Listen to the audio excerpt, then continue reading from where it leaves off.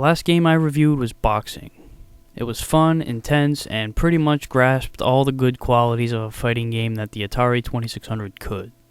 But here's a fighting game that does the complete opposite: karate. Now, I always give every game a fair and objective review, and I won't ever bash a game that doesn't truly deserve it.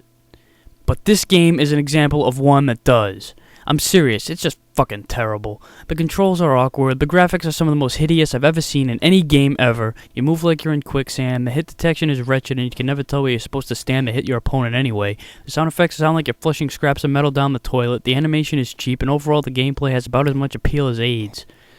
There's 4 different attacks you can pull off by pressing the fire button and one of the forward directions with the joystick, but it's not like any of them make a difference, and you can't even really defend yourself unless you count dragging your fighter away from the opponent as if the mat was soaked in molasses.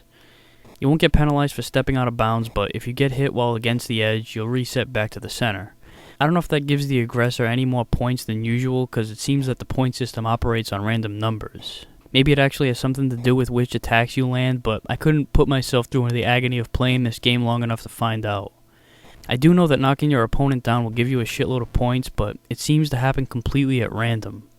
Maybe this has something to do with hitting your opponent in a very specific spot, but again, I'm not masochistic enough to play this game long enough to find out.